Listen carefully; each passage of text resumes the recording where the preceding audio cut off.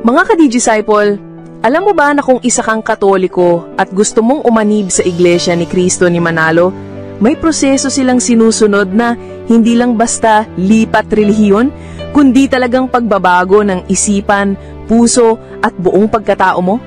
Tara, pag-usapan natin. Una, yayain ka muna sa tinatawag nilang pamamahayag o Bible study. Akala mo simpleng pag-aaral lang ng Biblia, pero dyan pa lang, unti-unti ka nang iuurong sa Katolisismo.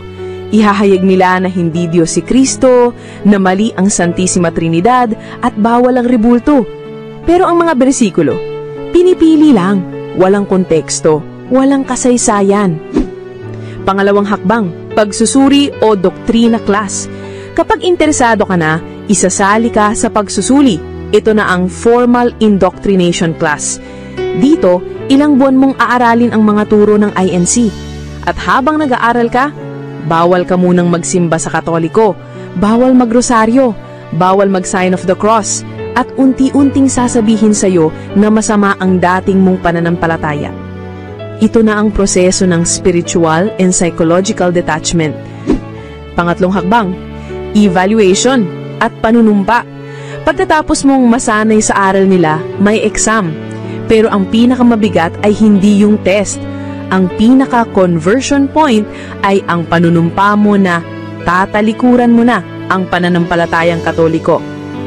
As in, you publicly reject the church, the saints, the sacraments, the Pope, the Mass, lahat.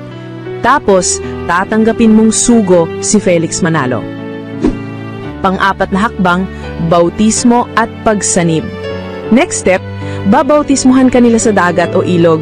Hindi nila kinikilala ang binyag mo bilang Katoliko kahit ginawa ito sa ngalan ng Ama, ng Anak at ng Espiritu Santo kasi ang kanila kay Kristo lang.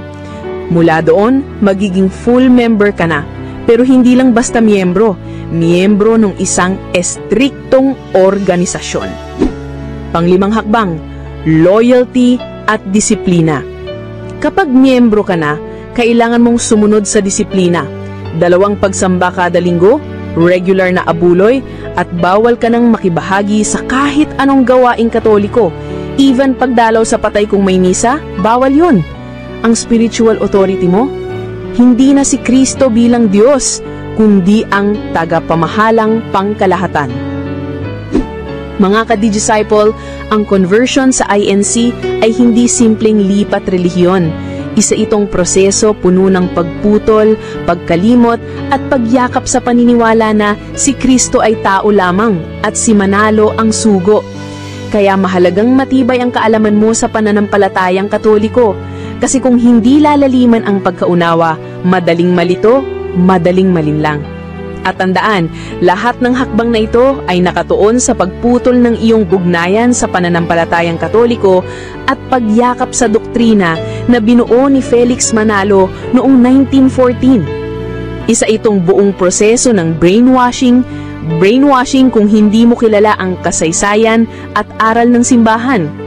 Ang tunay na simbahan ay hindi na kailangan ng itayo muli dahil itinayo na ito ni Kristo mismo higit 2,000 years ago.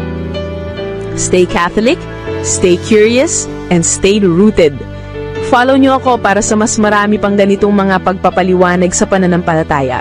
This is Ka-Disciple Marian at sama-sama tayong maging digital disciples sa katotohanan. Hanggang sa susunod, God bless mga Ka-Disciple.